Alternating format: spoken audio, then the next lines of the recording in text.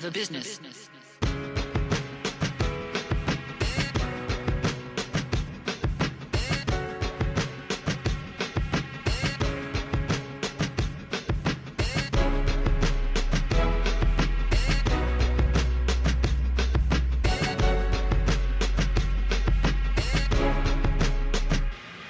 Welcome back to another episode, another installment of Day One Radio, right here on ablradio.com. That's Art Beats and Lyrics Radio to be exact. Make sure you download the very free, very accessible smartphone app for all your iPhone and Android devices. And also make sure you check out the entire Day One Radio archive at day1radio.com. And be sure to subscribe to our podcast in the iTunes marketplace. My name is Maurice Garland. I'm one of your co-hosts, and to my right I have the world famous BP, Brandon LSK. What's good, brother? I'm chilling, man. You know, so I'm actually feeling very exhilarated right now. I went camping for the first time as an adult. You know what I'm saying? This past weekend, man, I had no GPS, no bars on my phone. I was wondering why your ass wasn't answering the phone or responding to nothing. I'm like, what's going on out here? I was gone, bro. You know what I'm saying? I don't take it personal no more. I take back all the stuff I said about you when you wasn't there. No, it was gone, man. You know, stayed out there like for about a day or two, man. Cooked out by the lake. You know, slept in the tent. It was raining. The tents were good too, though, man. I'm gonna start camping more often, man. That was chill, man. I actually enjoyed camping more than going to the beach, actually, man. It was pretty chill, That's man. What's up? Yeah, whatchamacallit, the Vintage, Iman, and Classic, they did a lake party. Right. And they had, you know, the house out there, but people had their tents out. We was out there fishing and just chilling or whatever.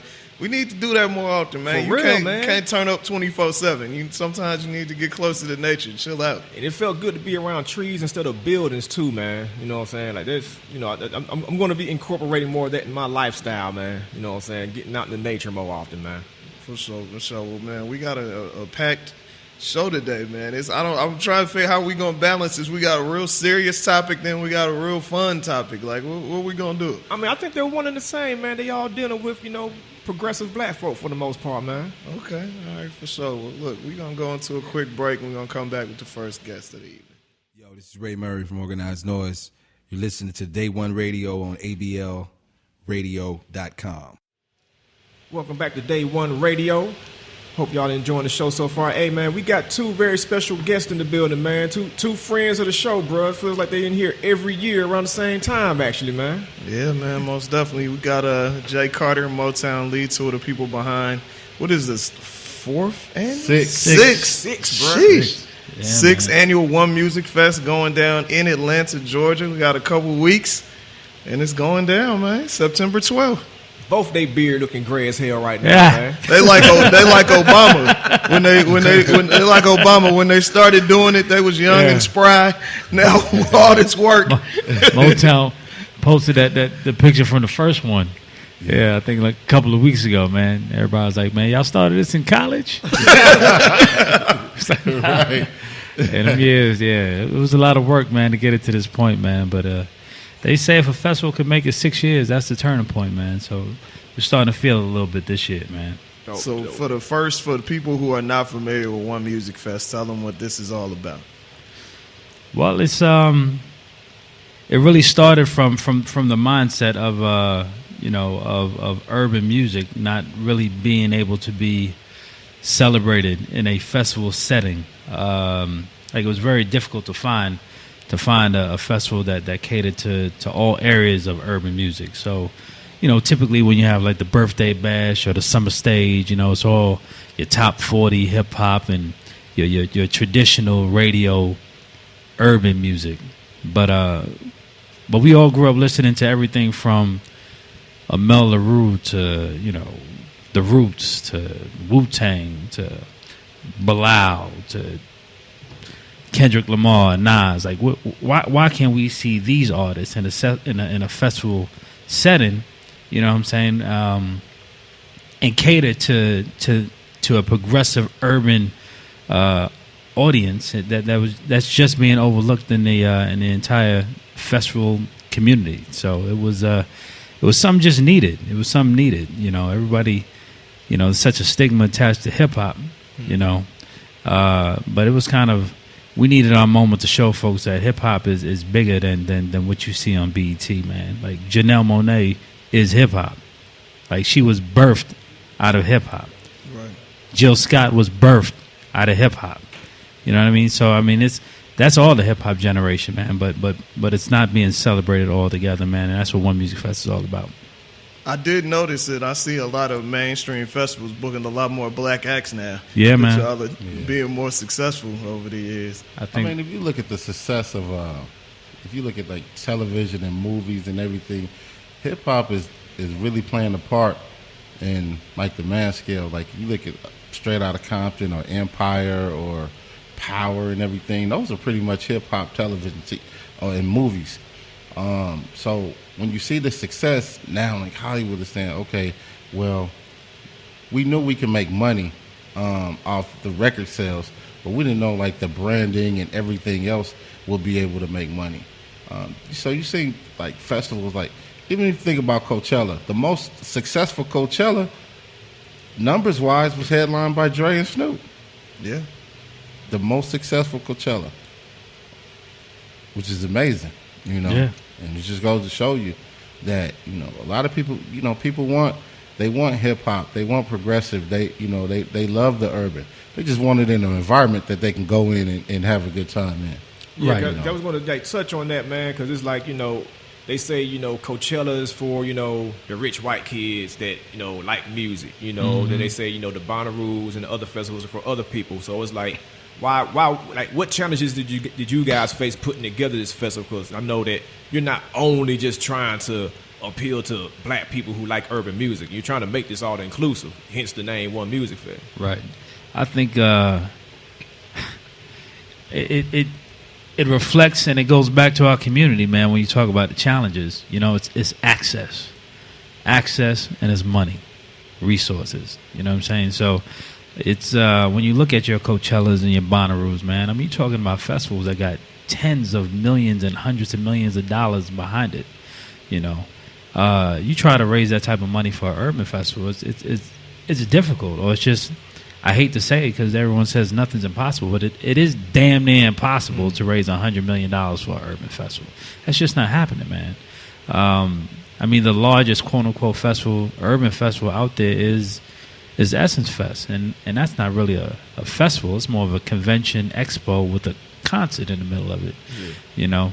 But to have that outdoor open-air experience where you rolling in the grass and elbow to elbow with your homies, celebrating music that you grew up on and that you recognize today, there's just not a setting for that, man. So I think that some of the biggest challenges was definitely resources. So God bless some of the sponsors that came on board and saw the vision and stuck with us from day one and helped fuel it. And just God bless also the people.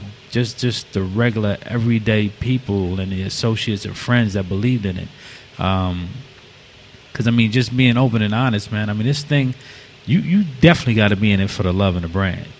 This ain't no ain't no 3, 4, 5 years and you putting kids through college program, man.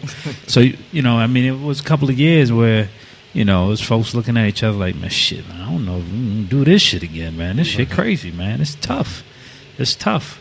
So, you know, but I think it's one of those things where it's a gift and a curse with the black community, man. It sometimes it takes us a while to adopt something and to get it, but once we love it, we truly embrace it. And I think it's getting to that point to where people say, I get it. This is what it is, and this speaks to me. We need to be there.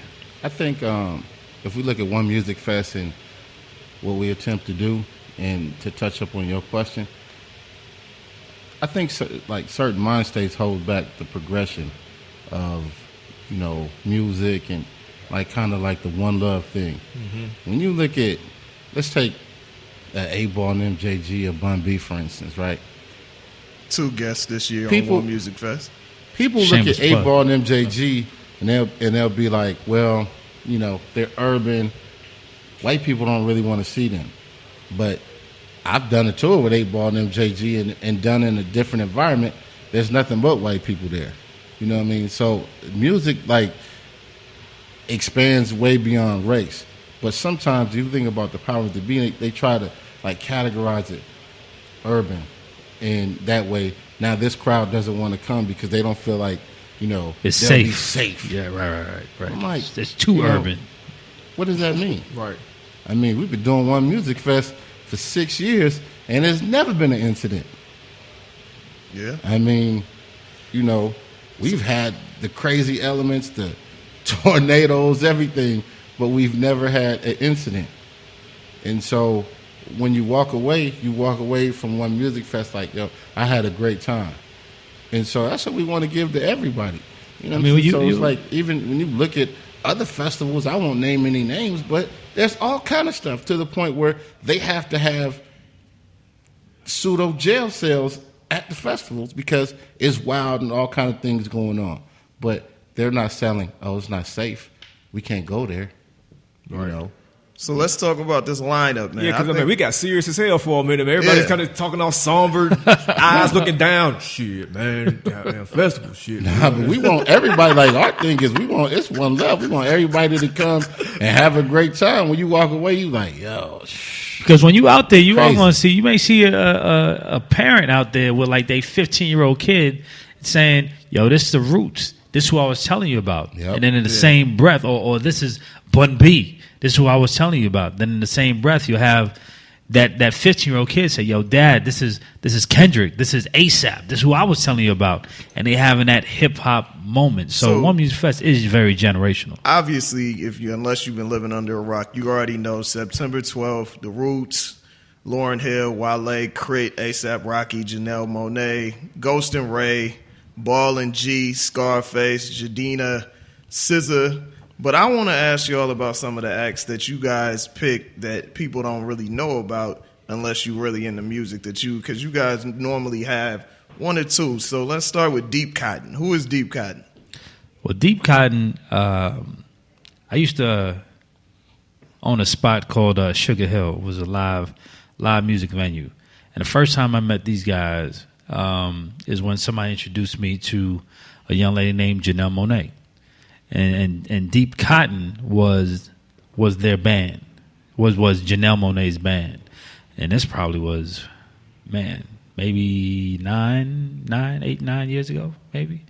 And so Deep Cotton actually plays for Janelle Monáe, but they also are their own group, and they stand on their own. Actually, they got I think it's Sonos, the stereo. Yeah. So Sonos found heard one of their songs, and actually that was their campaign song, actually about 2-3 years ago.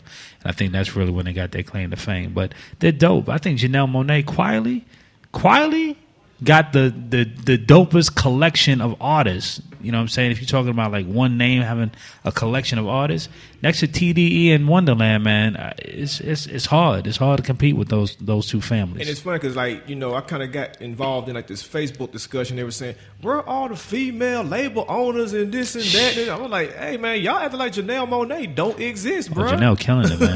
Y'all give her a second. That whole roster, Y'all jam. give her a second. All right, what about what the band that I really want to see more than anybody, the Internet? Super dope, man. Yeah. I mean, it was birthed from Odd Future. Odd Future. And, Mo is like the only for real black person I know that likes Odd Future. Odd Future. Let me tell you something, man. Think about Odd Future and like the elements of Odd Future, from Tyler to Earl to Frank Ocean to the Internet, and they done it independently. Yeah. Shout out to Chris Clancy, because I worked with him in Interscope and he's doing his thing. So it's like, think about it, man. From now they got their television show and that's successful. So all the beats and everything. Vince Staples is kind of birthed from that whole Odd Future. Look at Frank it, man. Ocean. Mm-hmm. Yeah. And it is dope, man. I think this is their third album, man, and I think this is the one that's really opening folks' eyes. And quietly, and I'm going to get some oohs and ahs and some wide eyes on this one. But in hip-hop, they may be the livest band in hip-hop today. You may be looking at the new Roots. Musician for musician, they can play independently with any other band and rock it. Roots, I love them. Grew up on the Roots. But they typically don't play independently. They go as a collective when they play. Yeah. You can pick this band apart, the internet, and they all dope.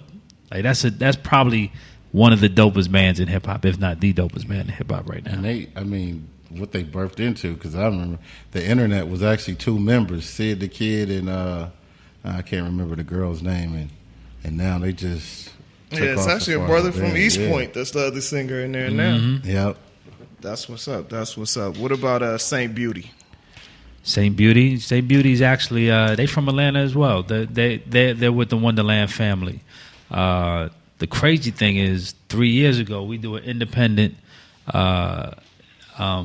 contest, artist contest for and we select the independent artists to perform at One Music Fest, and they were actually about to enter the contest for some reason. Or somebody was pushing us to get them into the contest, but I think it was a little bit too late. And that was about 3 years ago. That was the year we had Snoop and Goody. But they're dope. One girl is a true musician, and other one's a true vocalist. Okay, so now let people know where they can get tickets and all of that.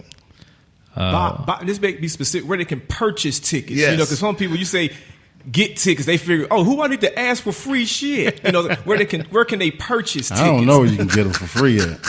Where they do that? I don't even know that word. Free who? Free what? So it's ONE Music Fest. ONEmusicfest.com. Got your tickets, your information. The app will be live very soon. So you said that like it was a little something to that. The app, yeah. Hey man, Apple taking forever to approve our goddamn app, man. Boy, don't we know? You preaching to the choir on that one, bro. Most definitely. So yeah, the app is done. We looking at it every day, but that shit ain't live. Goddamn it. Hey man, somebody out there in Silicon Valley need to get on it, bro. Hey, man, y'all feel my pain. Yeah, let them know the social media channels too, so they can follow along. Everything is real easy, man. It's One Music Fest on Instagram, One Music Fest on Facebook, One Music Fest on Twitter. And again, the website is ONEmusicfest.com. For sure. We appreciate y'all coming through. Make sure y'all buy tickets. If you're not in Atlanta, you need to be here on the 12th, one of the best music festivals going on in the world right now. You're listening to Day One Radio on ABLradio.com, and we'll be right back. DJ Wally Spice. WABL. New rules, new radio.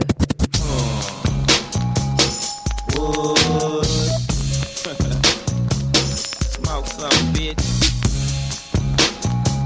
Smoke some. I'm up early, my nigga don't sell dope after nighttime. Little choppy blades on the hoop is moving dope through the pipeline. PMC bitch, holla at your bitch, now your bitch on my team. Gotta buy a sticky green, lay some with promethazine. Candy sweets, a candy bitch, you looking at a candy boy. I done came down Main and pop trunk, hit the switch on my candy toy. We all young ghetto boys, that's why we act this way. Tryna see $1 million, hoping these niggas don't blast today. Pro smoke, pro choke, anti-broke, conservative liberal, left wing slanging, right wing hanging, in criminal court is civil. In the middle of reality, unsolved mysteries riddle, knocking over fat cats and getting my dogs some bits and kibbles. On notepads I scribble, write rippers that'll make you think. Snap so hard it'll break your synchronicity. Fucking take a drink, I fake it, blink it, poof. We disappear into a shrouded doja. Cloud composures, all-nighters like Folgers, but bitch I tried to told you. Rolling Seville, ripping my steel. Might pop a pill, bitch, I'm working woodwill. Sedan DeVille, house on the hill. I love my grill, bitch, I'm working woodwill.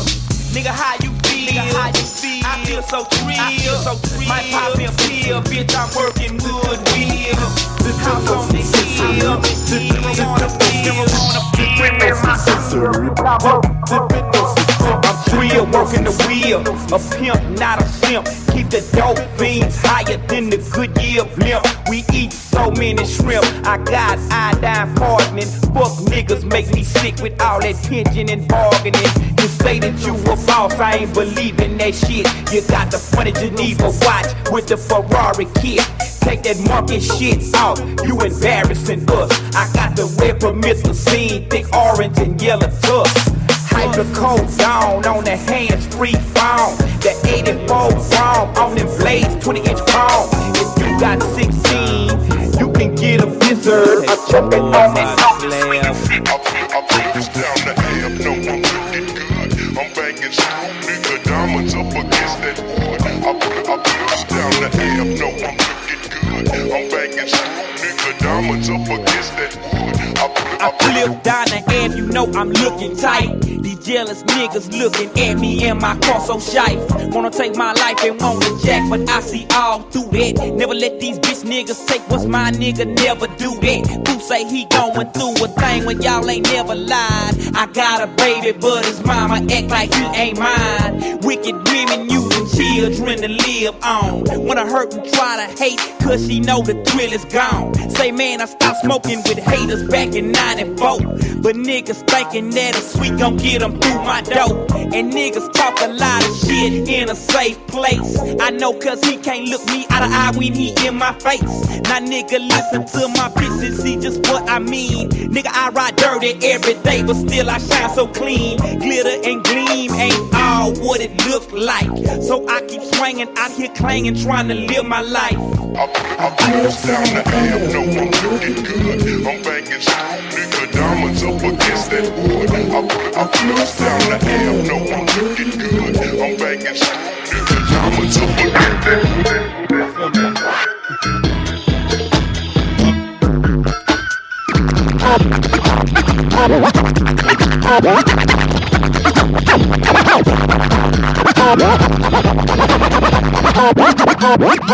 Smoking out, pouring up, keep it lean up in my cup. My cup got left that wood in my food, call it buck. Everybody wanna ball, holla ball at the mall. Be up, ball, nigga, I get up the job. I was rapping, baby, I was getting wild Mercedes. And now the sipping day, no one tell why they pay me. Now what y'all know about them Texas boys coming down the candy train.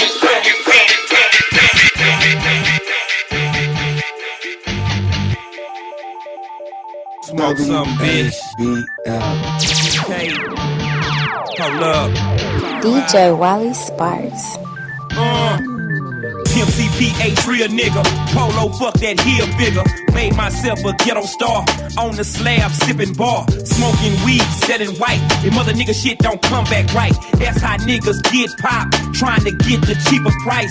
Watch your paper guard your life, cause most of these niggas ain't living right. Keep your pistol, fuck a fight, cause niggas out here jack every night. I keep my mind on my money, nigga, fuck the fame. Big face hunters, deep in the game, hitting the corner in the candy thing, sitting on leather, gripping the grain. Good weed, good drink, big money. Hey! Rolling in something foreign, no leather gripping. Yeah. I handle my business, so I think I deserve it. Hey!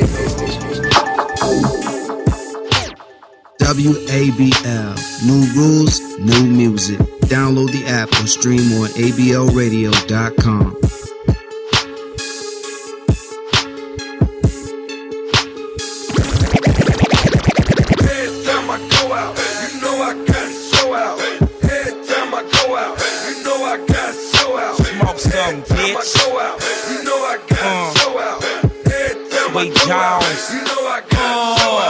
Light green, northern lights, getting sucked in the midnight. Blue jag, white rag, candy car, kryptonite. I be pro and I keep these bitches hoeing on a date. Straight up pimp, if you want some, you can find me in the H. Time, Bobby by the pine. With that by the key and bitch, my dick was never free. Didn't know if I want to rap or sell coke. Cause niggas like me ain't never broke. I traded in my Pyrex for a shining Rolex. The bitches won't sick, but all I'm fucking with is chicks. I'm smoking out, going up, whipping my DeVille. Took out the airbag, put in a wood wheel.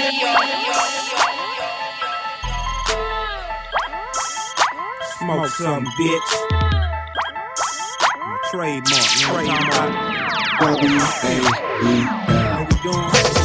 Smoking out, going up, putting dick up in your slut. All my cars got leather and wood, in my hood they call it buck. Smoking out, going up, putting dick up in your slut. All my cars got leather and wood, in my hood they call it buck. Smoking out, blowing up, putting dick up in your slut. All my cars got leather and wood. In my hood, we call it buck. I'm smoking hot, blowing up, keeping lean up in my cup. All my cars got leather and wood. In my hood, we call it buck.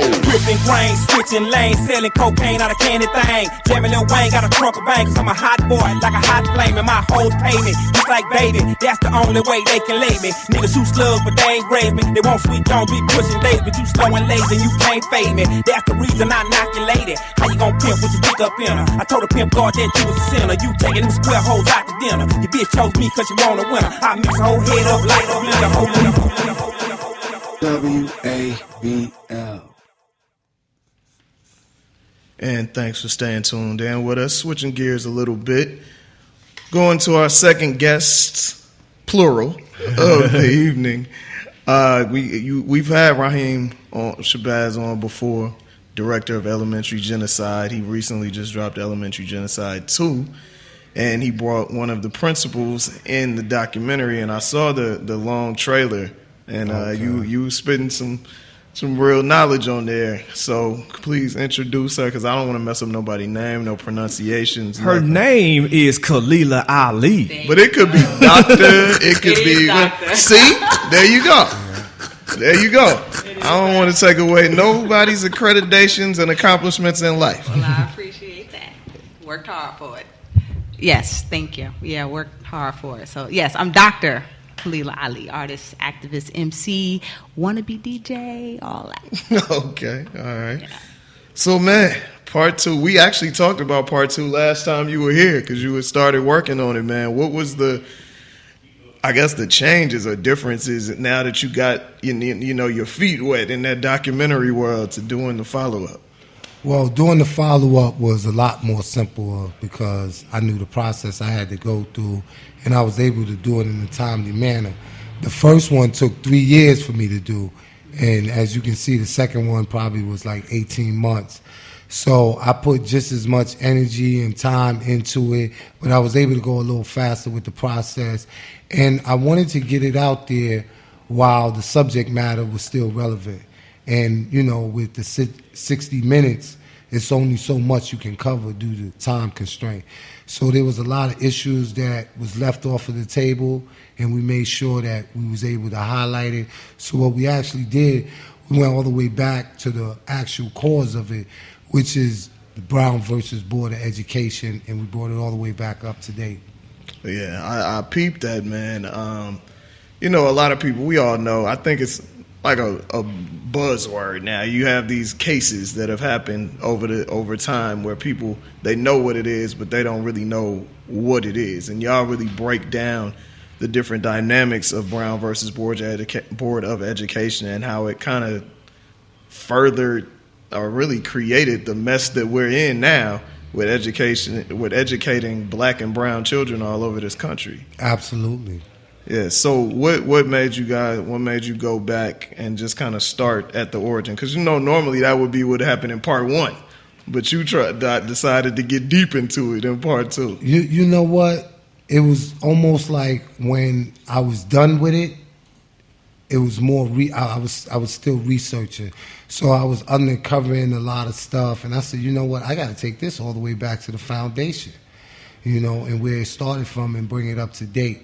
So it all coincides. So if you get 2 and then decide to watch 1, it won't be like it's out of sync. You can watch 1 and then you can watch 2, or you can watch 2 and then watch 1, because it's all correlated together. Like, after having part 1 out there, was getting people involved in part 2 a easier sell at all? Because, from looking, I can tell that you got a lot more people involved and, talking on camera. Like part 1, it was, I'll say a select few. Yeah. You know what I'm saying? Like this one, you got a lot more people involved. So having part 1 out there, was it an easier sell for part 2 as far as, getting people involved and wanting to really put they name out there like that, talking some of the stuff that they're talking? Oh, absolutely. In fact, I got people that's mad at me because they didn't make the cut. I think it's always going to be like that. Yeah. And, my thing is, I get a lot of people that hit me up, and it's like, Rahiem, I got to be in your documentary. And if this ain't something that you passionate about, or I never heard you speak on it, then you know this ain't the time to be seen and be heard. You know what I mean? Yeah. So you know, I had to tell a couple of people like, you know, nah. And some people, you know, I gave them a chance. Like, okay, I'll come out, film you, see, you know, and you know they didn't. A lot of stuff on the cutting room floor. Yeah, a lot of stuff. A lot of stuff. And then, you know, I got a lot of stuff saved, you know, that I'm just going to put out on the website and just release it, you know, because you couldn't put everything in there. Right. No, for people that, you know, aren't familiar, in addition to Dr. Ali, you have Dr. Boyce Watkins on there, you have Cynthia McKinney, you have Dr. Steve Perry, Umar Johnson, just to name a few. Like, you got some heavy hitters on this joint, man. Yeah, absolutely, absolutely. I'm sure these are people you probably had in mind for the first one, but I'm sure after people saw it and saw the success and you did, you know, your screenings across the country and whatnot, people probably were knocking on your door like, hey, I need to speak on this. Nah, you know what? I reached out to mostly everybody on there. Really? Yeah, I reached out. Like maybe one or two people actually was like, you know, you might want to consider such and such, and I'll give them a call. And once, you know, they got familiar with the subject matter and see what I was doing, they was like, oh, let's make it happen. And that's how it happened. So, Dr. Ali, like, what made you want to get involved with this production? Because, you know, like, it's not too often that we see, you know, educators on this side of the lens. You know, a lot of times, you know, we may hear from them, you know, in lectures or through scholarly, you know, papers they may write, but being in front of the lens, like, what made you want to get involved in this project? Well, exactly that. Like, the average person doesn't really know the academic conversation that's going on. You might know, all right, I know what Brown is. That's maybe you heard of it in the past, but we're having these conversations in the ivory tower or whatever, and those conversations are dictating policy, dictating how schools are run, and I'm seeing this going on, and I'm also a part of the community. So what the work that Rahiem is doing is really bringing that conversation to the people that's really affected by it. So anytime I have the opportunity to connect with folks that are trying to take a message that is being hotly debated in camps of power, but not really discussed in communities, I want to be a part of. I mean, we were just talking before we got on air. Brown is a case from 1954. The legislation is actually from 1951. We still dealing with this. All this time later, we're still desegregating schools. We still dealing with white flight. We still dealing with these policies that affect the education of our children. And one of the worst parts about it is it's beyond just we don't get the opportunity to go to school with white folks. Now it's black schools are filtering black bodies, black children into the prison system. They're almost designed to institutionalize black children. And being a teacher for 14 years and a college professor for about 4 or 5 now, I'm seeing how it's affecting who gets in the post-secondary school, who gets into college. Folks that have any kind of record, particularly drug convictions, are not allowed to get financial aid to go to college. So you totally thrown out of that opportunity. And it could have been something that happened when you were 17 and you tried as an adult. So all these things, I'm a mother, I have 2 sons, I'm an MC, so I'm a part of us. I'm a part of the community. And so I'm not just a teacher, I'm a part of the community. So that was my interest. Where do you teach? Now, when I was a part of the documentary, I taught at a charter school that will remain unnamed because I'm pretty critical of it. Okay. But right now I teach at Clayton State University. Okay, cool. And I'm curious. We got the doctor, beautiful lady, as you can tell, brilliant lady. Nice. So what subjects do you teach? Let's English talk. And English education. Okay. Yeah. So I'm the person that when you go to college and you want to get your degree in English and you want to teach little black kids, you got to go through. I got to sign your paperwork. Exactly. And that's important. More of us need to be in these kind of positions because a lot of times the teachers that end up in our school, 80% white women. No shade on white women, but they don't necessarily have my community's interests at heart. So if you're going through our program, and hopefully I keep my job after saying this, but if you're going through our program, you know, one of our tenets is it has to be culturally relevant. You have to know how to deal with black folks. You got to know how to deal with brown folks. You got to make sure your lessons is culturally sensitive. You got to make sure you're not part of the problem. And that's not just something that we spew, that's something that we believe, so it's in practice.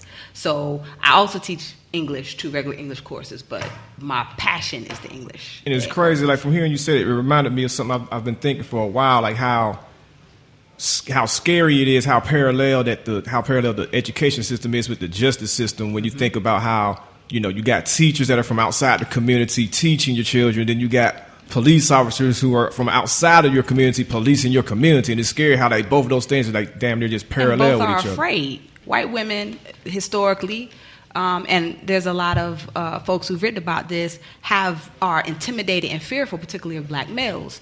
Police officers are unfortunately intimidated by black males.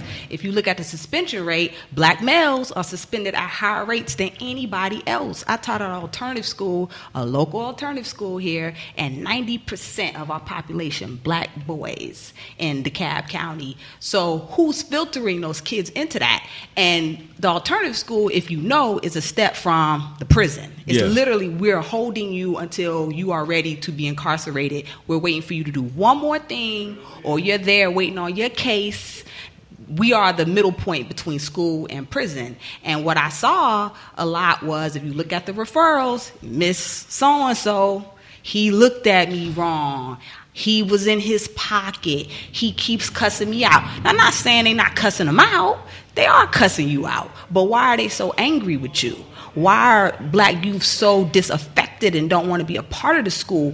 The school is not reflective. It's blaming the youth and doesn't reflect on the institution. So they put the youth out and don't change their practices and policies. Let me ask you a question. You never had any problems with any of the kids? Of course. You know, I don't know if I told you. Yeah, they cuss me out. I'm nappy-headed bitch. I'm everything. But it doesn't scare me. I'm not afraid of you.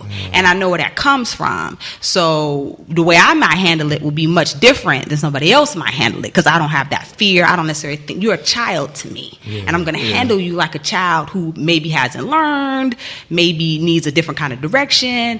Never have very few problems. I don't write you up. If anything, we out in the hall, me and you want to pop off, because a lot of times it's bravado, you know, having to kind of show everybody that you a man. And a lot of the youth looked at me like a mother figure. So they didn't treat me like they treated Mrs. So-and-so. Even though they cussed me out, I can let's talk about it when you feel better, but we gonna talk about this. Most of the time, apology. But I'm not afraid of you. So that doesn't turn into a referral. That doesn't put you in the office. You're not suspended for 10 days and then you all messed up. And it's like, do you find that a lot of that anger is because, you know, the kids are bored? Because like you saying it reminded me of this badass class I was in like 5th grade. Because like I went to Atherton Elementary in the 90s, and it's like anybody that's from Decatur knows that's right off of Glenwood, and you know we had the reputation of being like, man, them niggas bad over there. Yes, sir. And I remember we kind of ran one teacher off, you know what I'm saying? She just got fed up, and then they brought in the substitute, and she was coming in with all that lame ass social studies shit we weren't trying to hear. And, you know, most started throwing books. I wasn't the kid throwing books at the teacher. And I wasn't doing all that. You know, so I might throw my spitball here and there, but they were throwing books. Like, man, we don't hear this, blah, blah. And I was like, why are we so mad, though? Like, are we bored? Are we mad? Bored, think that you don't care. I've had an experience where they ran me. I got ran out of Banneker. I'm not even going to lie. They ran me out of Banneker. But what happened with that was I had a PhD, and I was like, I don't got to take this shit no more. Like, I don't have to fight with you. It's a hard job to do. So shout outs to all the teachers out there. But I've been run out, and part of it was I just didn't want to deal with it. I could have, and I came in the middle of the school year. So they had already went through 3 teachers, and they're like, y'all don't care. Like the first day, it's like, you ain't gonna be here, you gonna be gone. So they feel like nobody cares about them, nobody loves them. So it's hard to come into a situation that's already chaotic. But if you talk to them, they'll tell you they're bored. They're not interested in the subject matter, particularly social studies, very Eurocentric, English, very Eurocentric. They're not interested in it. Some of them have a lot of deficits, can't read, don't know what you're talking about anyway. So you testing me on something, I don't even know what you're talking about, or you hungry. Sometimes folks literally have not eaten, so they cannot attend. Sometimes folks have mental health issues. They have, which is beyond EBD, which is emotional behavior disorder. That's kind of the catch-all. Some have untreated ADHD, post-traumatic stress disorder, which they did a study and found out that a lot of inner city kids are suffering from that. And you come in there as a teacher and you worried about your subject, not the child. And they feel that. They know that. Black folks, we are very intuitive. 90% of that, if I can make up my false statistic, because I don't know, is they feel like you don't care. You're not invested in them, that you're going to leave them. And if you stay, you're going to abuse them more because they've already been abused by this institution. And you're an extension of that institution that's abusing them. Wow. Yeah, my pops has been working in the school district for years, and I've heard all of this stuff for the last 20 years. Yeah. You know what I mean? Nothing has changed, unfortunately. It's hard. Yeah, it's hard. What do you guys feel about this? I don't know about here, but where I'm from, you're seeing a huge trend of... Where are you from, Brandon? If you listen to the show, you know I'm from Oakland. From where? Oakland. Oakland. So you see a trend of public schools closing or, having a huge drop in population and kids being pushed towards these charter schools. Oof. So what's your opinion on that as somebody who's been in the system? I'll give you a brief explanation and I'll let her go ahead. End it off. The charter schools is run like a business, like an IPO. And it's all about profit. And so they have to show that they have a high percentage of graduation. Mm-hmm. So what they do is they go to the public schools and they pick the best and the most brightest out of that public school. And if you happen to end up in a charter school and you're not performing at grade level, they're going to get you out of there. Because it's all about having a certain amount of people pass so they could get the federal funding, different things like that.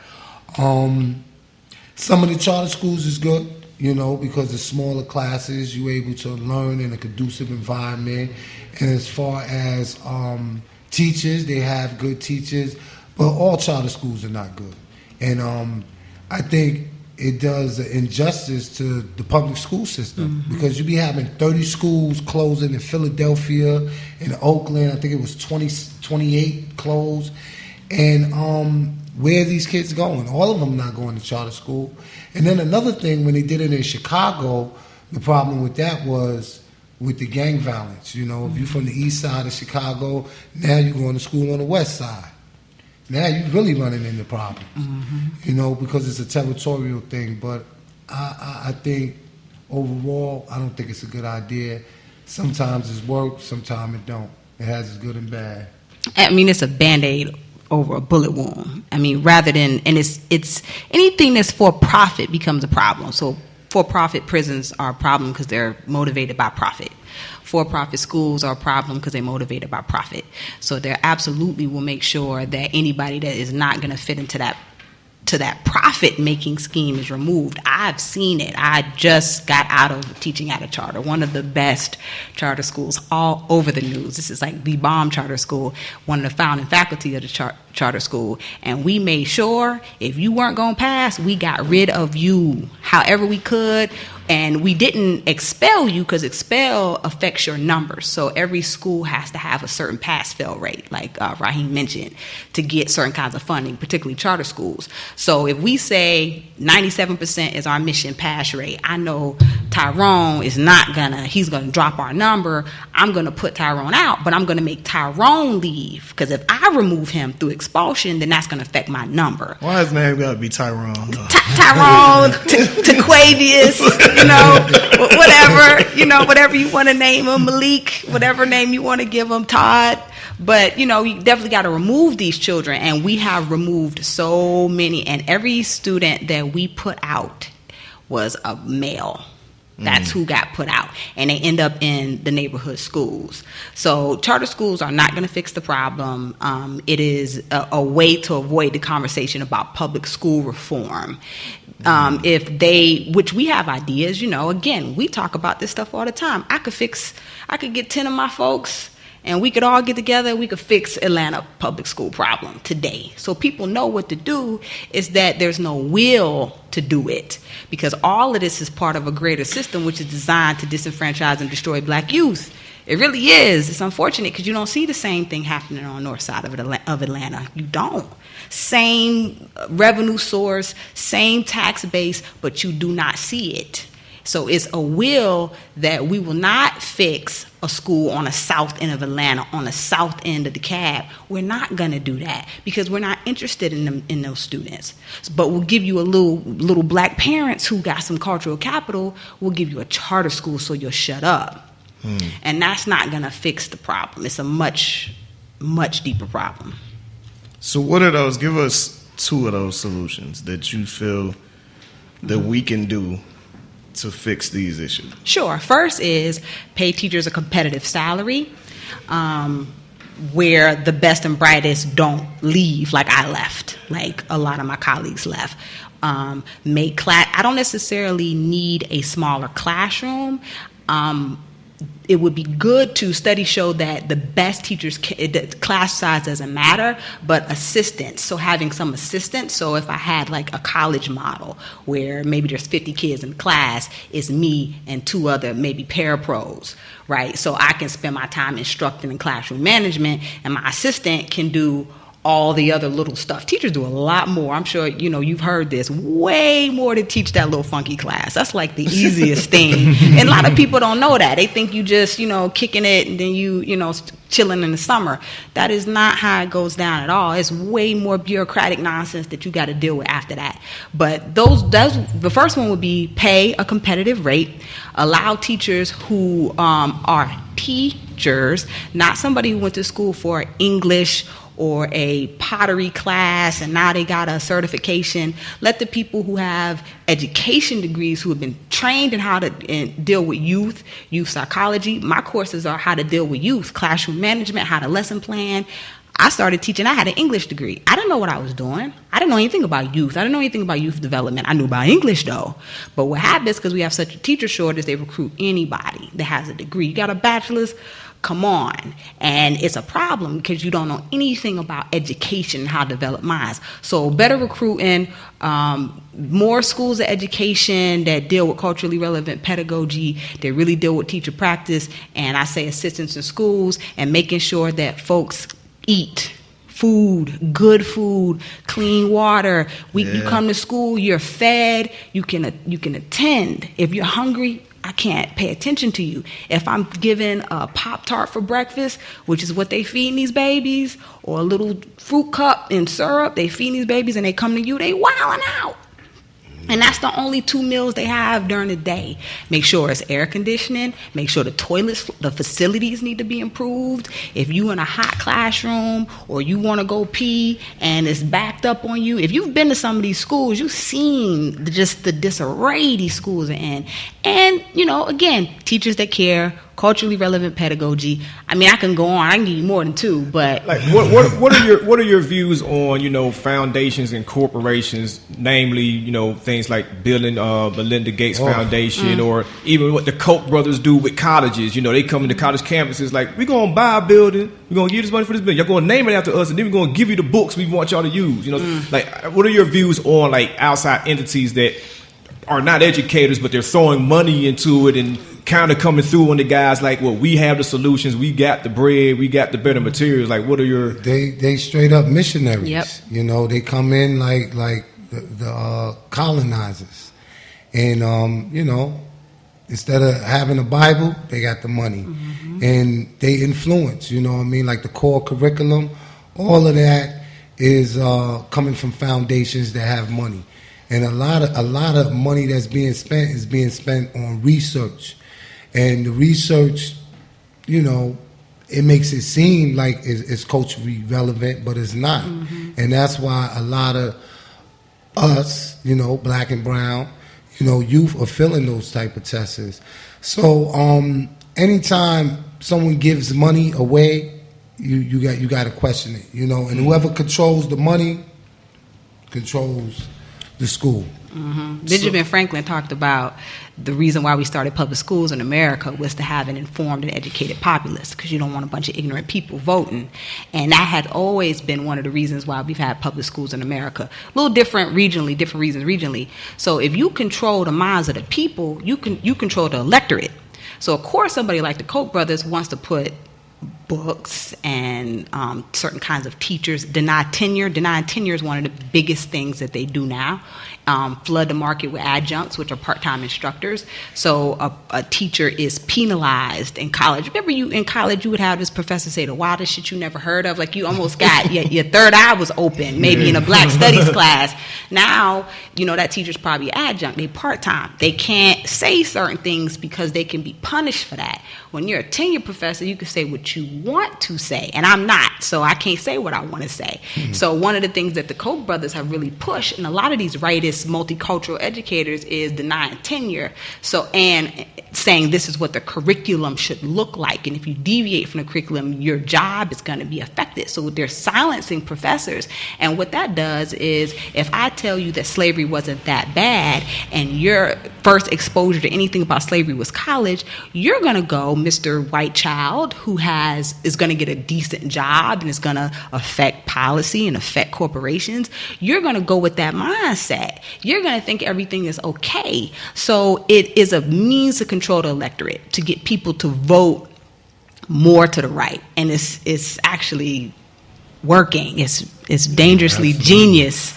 In Arizona, I think they want to take out Spanish. Mm-hmm. They don't want them in Arizona. Yeah, they don't want them speaking in their native language. Also, the word slavery, they want to take that out. What was they saying? I think it was not even indentured servant. They wanted to involuntary immigrant or something like that. Something real crazy. Yeah, it was something real crazy, like involuntary immigrant.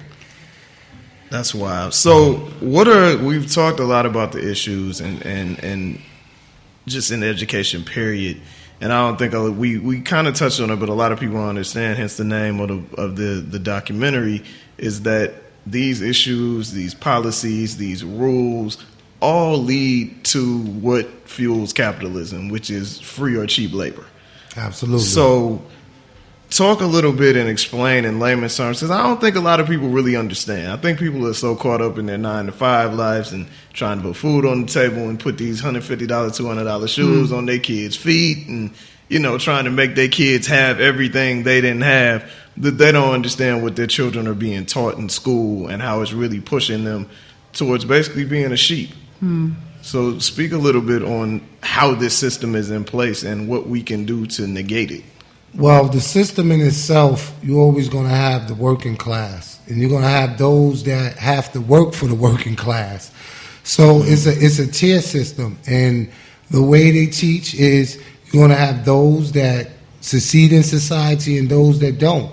And it's almost where it's like McDonald's. It's like a franchise. You just taught one way, and this is the way it is. You're not allowed to do no critical thinking because you're taught Western society and Western culture way of thinking, which is left brain and lineal, and you're not taught from the right brain. So when you look at that, and then you're not being taught things that are cultural. And when you're not learning about yourself and you're not being taught, like how, Dr. Ali said, for someone that has your best interests at heart, then you're going to become bored. And then that's where the breakdown begins. But also, we're not being taught by our own. And even so much as that happening in school, it needs to happen at home. The family is the community's smallest school, and your parent is your first teacher. So it's really up to the parents. You can be taught everything in school, but when you come home, you have to be re-educated all over again. I was watching a YouTube video, and it was a sister. She was talking about how her mother taught her, and when she was learning the truth and coming into the truth, she was like real defiant with the teachers. And her mother had to tell her, look, when they ask you a question, you have to answer it. You can't be defiant with the teacher. So she used to say, according to my teacher, Columbus discovered America. So that alleviate her having to say Columbus discovered America, because she knew that was a lie. So she would say, according to my teacher, Columbus discovered America. So, you have to teach your kids the truth, but you also have to let them know what the lie is. And I think once kids learn that and they learning from their own, then it'll be a better educational process. And parents, just schools do exactly what schools are designed to do. And I think we put a little bit more on schools than there should be. Some of the first schools were designed to instruct the working class, particularly the Irish in New York, the immigrant whites in New York. It definitely wasn't for black folks, but some of the first public schools were designed, we need to condition these and socialize these immigrants on how we behave in America. That's why we have bells, because when you go to work in a factory, you're going to hear a bell. That's why we walk in lines. That's why we do all that, because you need to be able to know how to function in a working environment. The two-tier system was the private schools and the public schools. It's still like that. So public schools is really designed to create, like Rahiem said, a working class. So it does exactly what it's designed to do.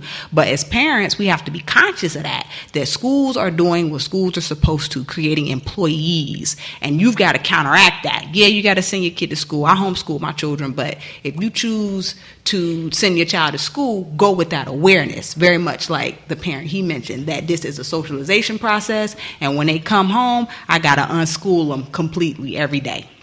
And also, you were saying how in factories you hear the bell and you have to walk in line. In the prison, you hear the bell. Right. You have to walk in line. And the first thing before your first period class you see is a metal detector and a resource officer.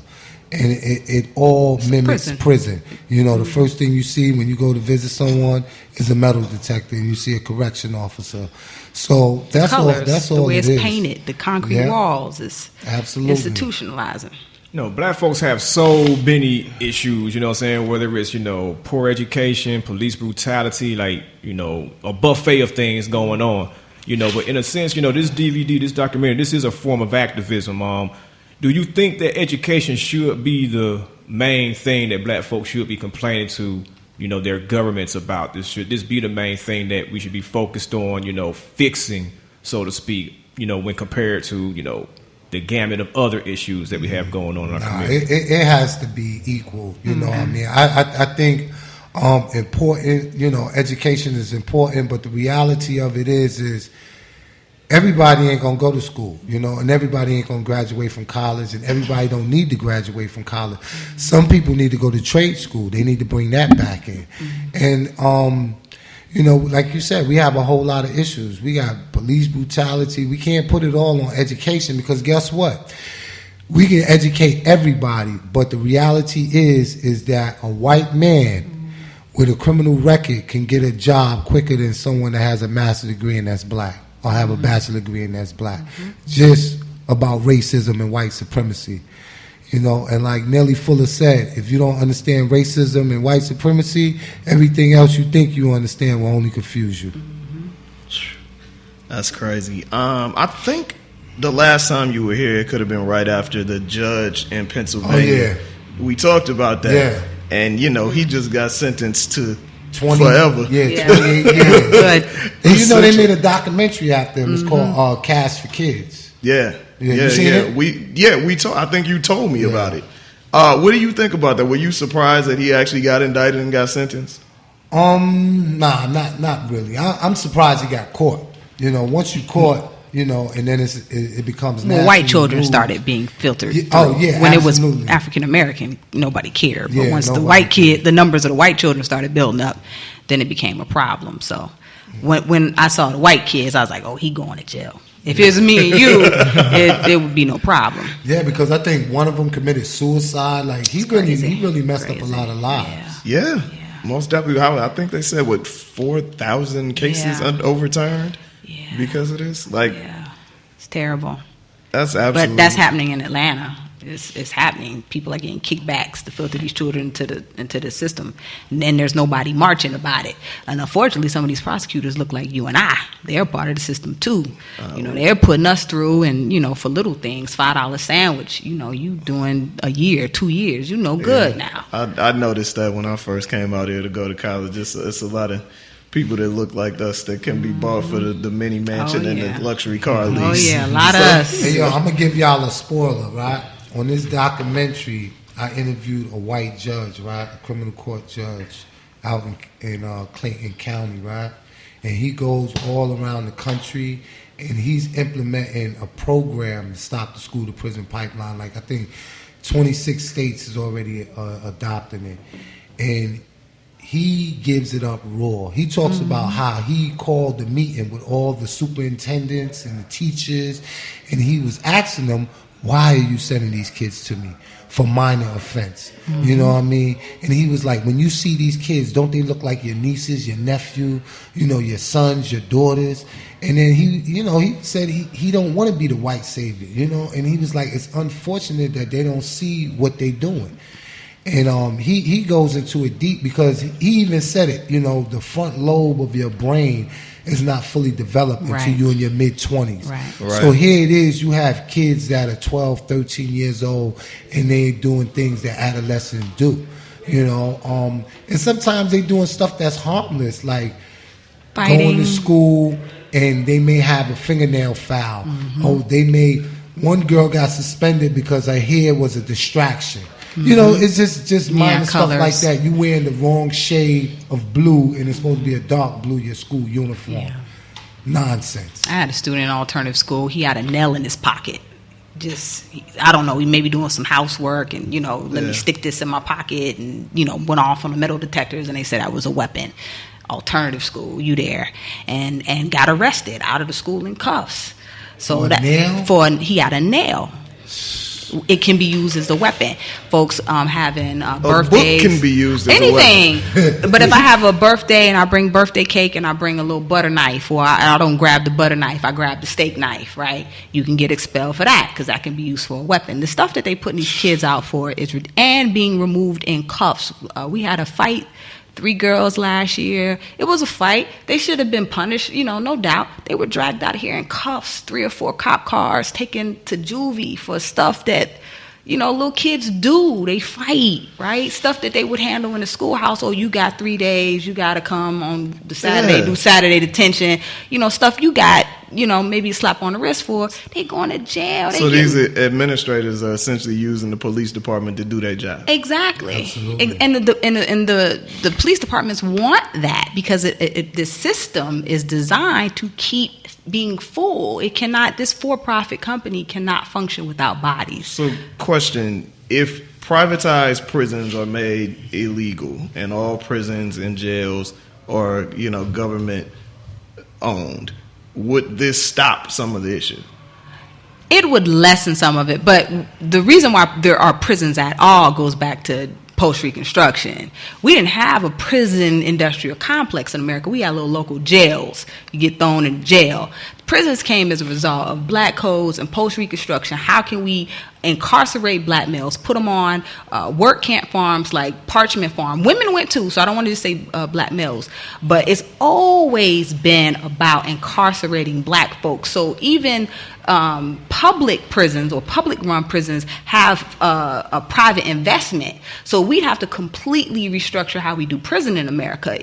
Yes, deprivatizing them, that would be a first step, and it would definitely start the conversation. But prisons in America have always been designed to incarcerate black folks in particular and the poor in general. You also have to look at it like this. Here in Georgia, wasn't this the first penal colony? I thought it was Alabama, but I could be wrong. You sure? Oh, no, Georgia is a colony. Yes, it was a penal colony. Yeah. Right, when it was established. Yeah, so this right here was built for prisons. Mm-hmm. Indentured servants from Europe were sent over here to work. So that's... So we often, what I like about this conversation is we've definitely discussed the problem. We've broken down the problem, but we've also come up with some solutions. So I don't have any kids, but when I do, it seems like what y'all are telling me is homeschool, critical thought and independent thought are number 1 and 2. Mm-hmm. Yeah, absolutely. Independent black institute. If you have the money and ability, I would suggest homeschooling if you can, or independent black institution. If you can. If you've got to send your kid to a public school, know that you have some serious work to do every day when they come home. Do not expect that school to raise your child. And a lot of people don't know, as far as homeschooling, all you have to do is have a high school diploma, until they reach a certain grade. And I think it's every 3 or 4 years they give them tests or something like that. You can opt out of the test too. You can opt out. You can opt out of the test. You ain't got to take the test. No, you don't have to take the test. You can opt out. Everybody in Georgia, in Georgia, and that's because white fundamentalists have really fought for this. Christians have really fought for this. So we need to jump on. That's a benefit that they fought for their own children, for their own people. My son, when I homeschooled him in high school, I opted out of the test. I would suggest taking them if you want them to go to college, because a lot of times they'll look at an SAT or ACT, and he eventually did take an SAT and ACT to go to college. But those end of course tests, opted out of them. Those CRCTs, opt out of. ITBS, opt out. You do not have to take them. Wow. In Georgia, that's not the case. That's not the case everywhere. Oregon, one of the states, Oregon, if you go to if you do homeschool there, the state actually pays you. Wow. You know, so, and that's another thing, you know, I tell people all the time, like, y'all got to look at, you know, how they was able to implement that policy and then adapt that and bring that and, you know, put that in different states. Because if they could do it there, they can do it in Atlanta, they can do it in New York, they can do it in New Jersey. And it's not designed for black and brown youth, but take advantage of that legislation. Homeschooling your child, put them in an independent black institution, try to avoid public schools as much as possible, even the better ones, try to avoid them. I mean, a lot of us can't, you know, and a lot of that is because we can't afford anything else, or, you know, schools become like the babysitter, so you can't wait till he get 5 to go to school. I can stop paying this $200 a week. We got to stop thinking like that. We got a family plan a little bit more deliberately. Like, I'm having this kid, I got some money to send him to Imhotep. You know, I got some money to send him to the Children of the Most High. I got some money to send him to W.D. Muhammad High, and invest in your child. Because really, when you as a public school teacher for over a decade, I'm telling you, do not send your child to me. Don't do it. You're gonna get fired. I don't work for them anymore. I don't. I'm out of that system, so I can keep it all the way 100. Don't send them there if you can. You know what? Another thing too. You know, the informative years, I think that you should homeschool them, and if it gets too much of a burden, they might be a little more prepared to deal with the public school system. But just initially, like, putting them in there, because, you know, in the first documentary, I talk about the school to prison pipeline and how they look at the test scores of the 3rd and 4th grade. Exactly. But it actually starts the first day that they step foot in the kindergarten class. You know, if you don't have the social skills, if you're not able to, you know, say your ABCs, write your name, certain little things, you know what I mean? You might not develop those skills yet. They're already targeting you as being developmentally slow and putting you in different classes, things like that. remedial classes. And all you might need is that little extra help, that little time at home, you know? Right. And they're not doing that. And once you're in special ed, you're in special ed. Rarely do they retest you. They only retest you if the parent requests a retest. And a lot of times, if the parent is not savvy, they don't know they can request a retest, and they don't request them because some teacher tells them, oh no, he needs this small class, he needs to stay in here, and that stuff. And they never graduate with a real diploma. You in special ed, you're not getting a regular diploma. You cannot go to a 4-year college. And once you in that, in the 2nd grade, you stay in that. You don't get out. Then not only that, the school, if they was getting $6,000, they get $12,000. Whatever they was getting is double the money when you're in special ed. Right. I've definitely heard like that. how she was saying, you don't get a diploma, you get a piece of paper that says that you came to school every day. Just like an attendance sheet. It is. That's wild. Checked off. You came 10th grade, 11th grade, 12th grade. Yep, you made it. Can't do anything with that piece of paper. Can't even get a job with that. Please let people know where they can follow both of you guys on social media so they can get more knowledge, and also, most importantly, where they can buy Elementary Genocide 1 and 2. Lou Darlin Trio, that's me on Instagram, LUDAHLIN Trio. That's me and my son's hip hop group. You can follow me on IG, and you can get me on what's that thing? Facebook. K-Ali, K-A-Y-A-L-I. And you can reach me at Rahiem Shabazz, at Rahiem Shabazz on Instagram, Facebook, Twitter. And if you're interested in getting the documentary, you can go to www.elementarygenocide.com. You can get part 1, you can get part 2. And if it looks good, we might do a part 3. What you think, Maurice? Hey, y'all go ahead and do it, man. 3 comes after 2, bro. Yeah, most definitely. We definitely appreciate it, man. Please make sure you support this. It's extremely important. All the parents out there, all the educators out there, please listen and share this because it's information that you most definitely need to raise these children up in America right now. You listen to Day One Radio, ABLradio.com. DJ Wally Sparks.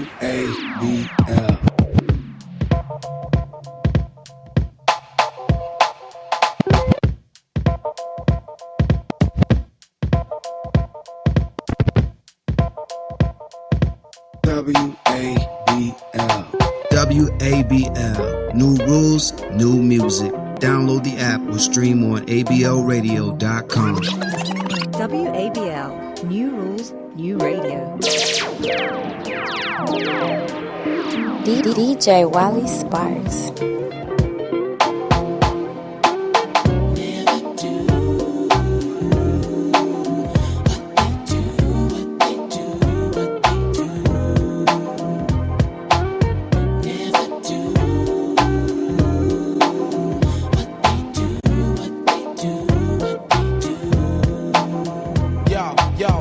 Generation, fast-paced nation, world population confront their frustration. The principles of true hip-hop have been forsaken. It's all contractual and about money making. Pretend to be cats, don't seem to know their limitation. Exact replication and false representation. You wanna be a man, then stand your own. To MC requires skills, I demand some shown. I let the frauds keep fronting and roam like a cellular phone far from home, giving crowds what they wantin'. Official hip-hop consumption, the fifth thumping, keeping your party jumping with an original something. Yo, I dedicate this to the one dimension now, no imagination, excuse for perpetration. My man came over and said, Joe, we thought we heard you. Jokes on you, you heard a biting ass true, but never do.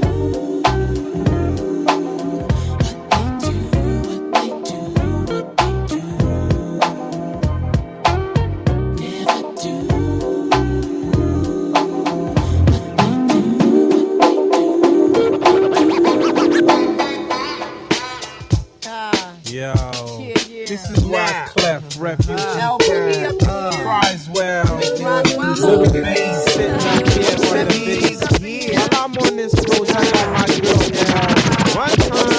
One time, hey yo, L, you know you got to I heard he sang a good song. I heard he had a style. And so I came to see him and listen for a while. And there he was, this young boy, stranger to my eyes, strumming my pain with his fingers, singing my life with his words, killing me softly with his song, killing me softly with his song, telling my whole life with his words, killing me softly with his song.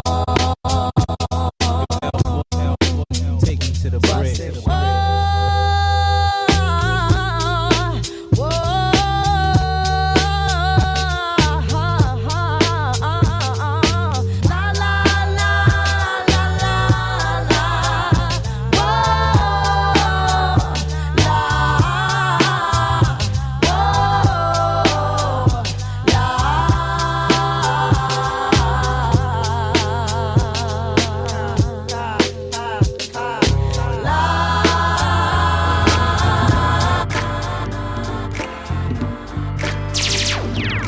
DJ Wally Sparks. Hold me tight, let me go. In my heart, hurt my soul. Never ever know your soul. Never know your heart. Make me strong, make me strong. Ain't no level, no how to sit, this is what they tell me. Shit, I'm just waiting on somebody to show me.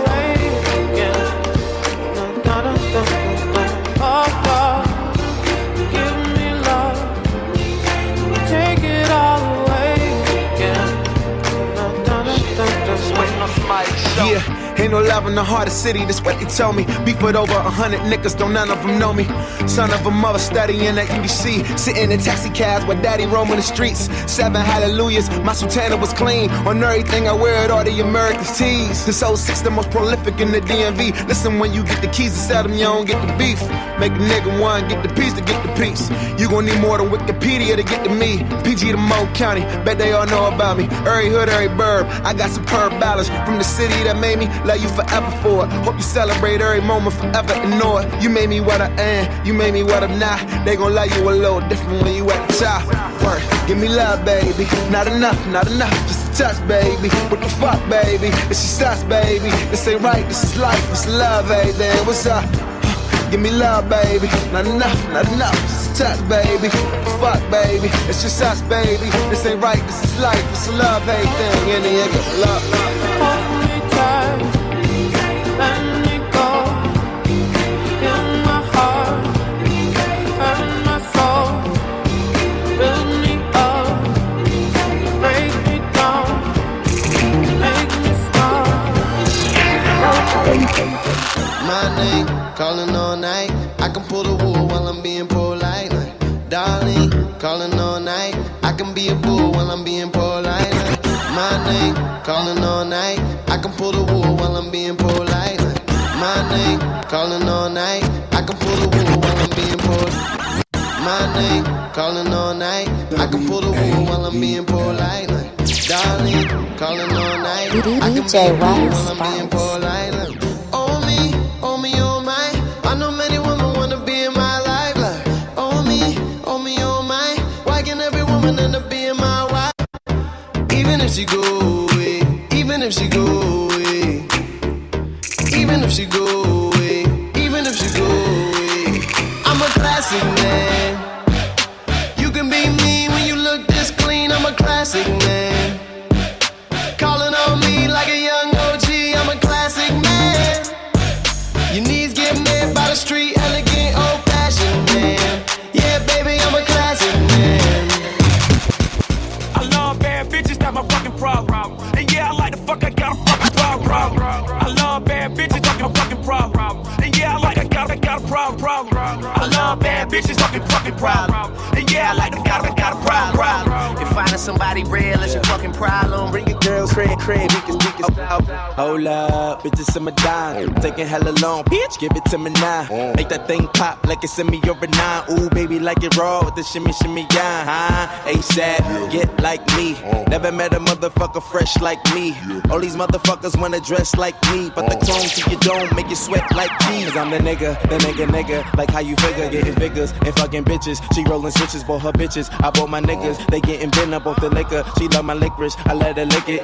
They say money make a nigga act nigga rich, but at least a nigga rich. WABL. And welcome back to Day One Radio. Hope you enjoyed that interview with the director and producer of Elementary Genocide 2. You know what I'm saying? Friend of the show, Rahiem Shabazz, and a new friend of the show, Dr. Khalila Ali, man. Most definitely. I was like, good interview. It's always good when we have women on the show, man. Sometimes we are extremely testosterone fueled when it comes to the guests. And so she, especially beautiful, intelligent, brings a new air to the room, new energy. That was great. And like I said, man, parents, you got to listen to this one. You got to pick up that Elementary Genocide. So I think the subtitle, the Board of Education versus the Board of Incarceration, is pretty much all you need to know about that. Right, man. And I'm like, I'm glad that we have a real marketplace for this kind of information, you know what I'm saying? Because so many times when books and documentaries like this would get released, you could only find them, way in the back of the black mall at the black bookstore, you know what I'm saying? And that was the only place. Like, man, where you get this from? Shit, I got it from, Afrocentric Records and Tapes. And then you know what comes next, the bootleggers, then the people that put in all this hard work don't make no bread. Right, man. So I'm glad that we have a real marketplace for documentaries like this, and speakers being out there, spreading this kind of information, man. It's dope to see, man. Yeah, so if you listening, Dr. Boyce Watkins, Dr. Umar Johnson, we need y'all on the show. We spoke to y'all people before. We got to make that thing happen. And, man, I'm hyped, bruh. Where I got my start in radio. what was that, 2001, 2002? Yeah. My brothers from another mother, Doug and Ryan Stewart, the two live stewards are returning to the air. We don't never promote nobody else's show on here. But those is the homies, and those, they've always supported. We've had Ryan up here before, probably the first 6 months we was on. So this Saturday, 11 a.m. WGST here in Atlanta. I think that's 6:40 a.m. and it's on iHeartRadio, so you ain't got no excuse. 11 a.m. Eastern Standard Time. It's gonna be on, man. I think I'm gonna call up and everything. Yeah, man. You still got you got triple platinum status. Oh on there, yeah, I'm triple platinum on there, man. You can't take that triple platinum away. So my pass can't be revoked. Right.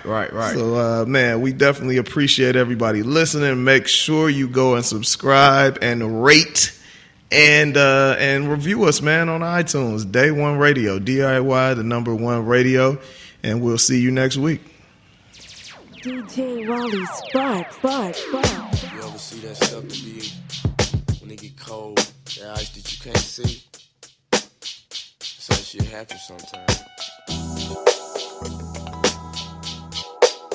Yeah.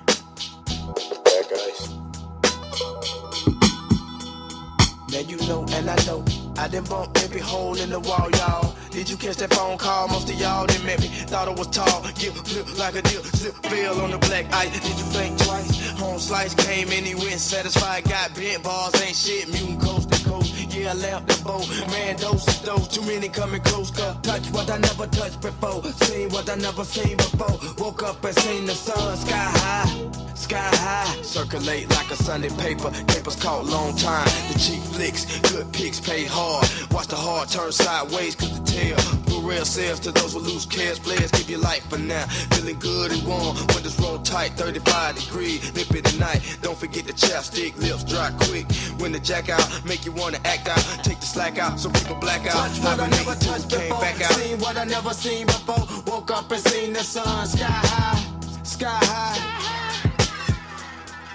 Touch what I never touched before. Seen what I never seen before. Woke up and seen the sun, sky high. I've been in it for the past few days. Tight of the face, I know on my place. And can I rap, can I adapt? Not really sure yet. Who they looking over the shoulders of those writing dreams? Feeling for the taste of menthol. Miss class, stayed in the hall. Looking for a squeeze play. Better yet, a holiday. Stayed away from the pyramid board game. Broke it down to a neighborhood slang. Cash before fame. Sky high.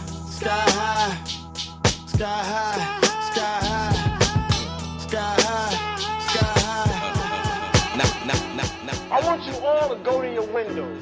Go to your windows and yell out. Scream with all the light that you can muster up. I want you all to go to your windows. Go to your windows and yell out.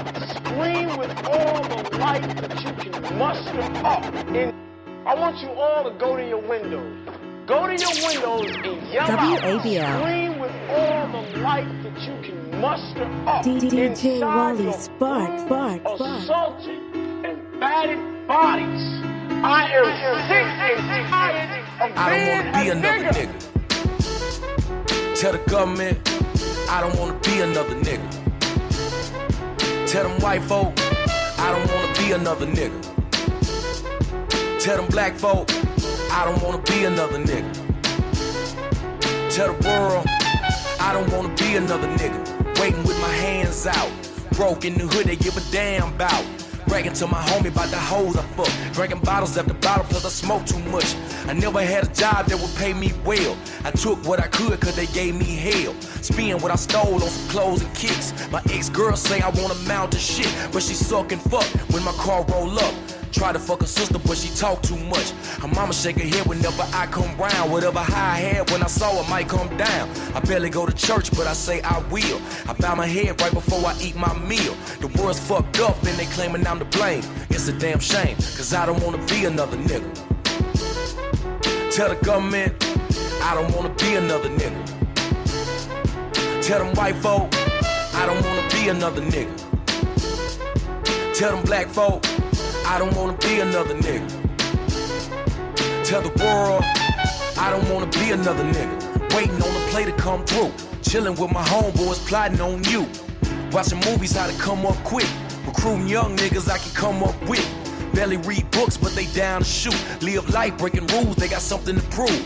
Parents ain't around, they got nothing to lose. Wave the tool on a fool for some brand new shoes. Little child running wild in the streets. Wanna be a G, so he look up to me. Try to hit the block and make a name. Claim he caught a body, now we got it, and he feeling all the same. Till the family of the victim come knocking. Bailing through the corners of the ghetto till they shot him. You still dying and they claiming I'm to blame. It's a damn shame, cause I don't wanna be another nigga. Tell the government, I don't wanna be another nigga. Tell them white folk, I don't wanna be another nigga. Tell them black folk, I don't wanna be another nigga. Tell the world,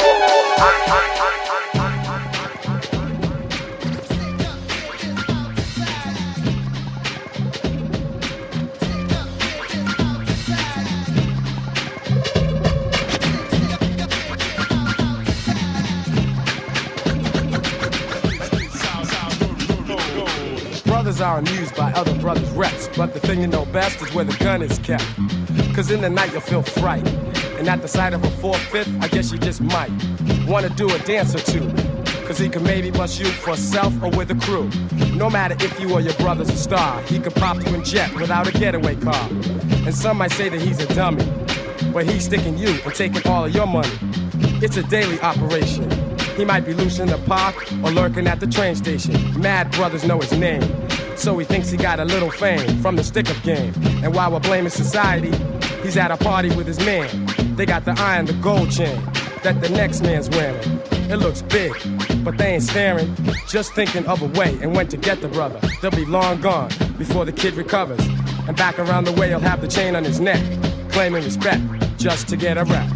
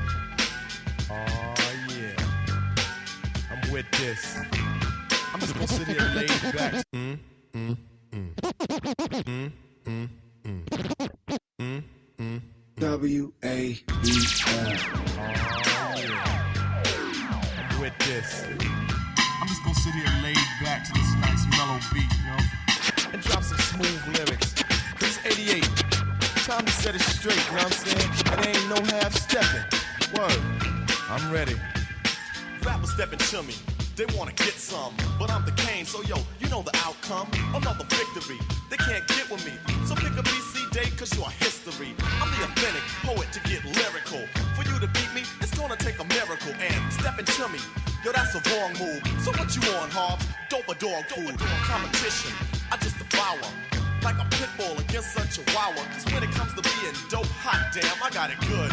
Now let me tell you who I am. The B-I-G-D-A-D-D-Y-K-A-N-E. Dramatic, Asiatic, not like many. I'm different, so don't compare me to another. Cause they can't hang, word to the mother. At least not with the principal in this pedigree. So when I roll on your rappers, you better be ready to die because you're petty.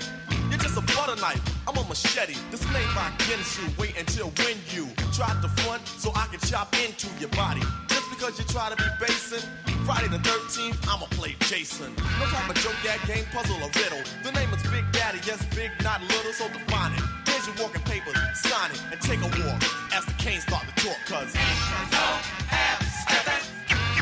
I'm the Big Daddy King. Ain't no half-stepping. I'm the Big WABL. New rules, new music. Download the app or stream on ablradio.com.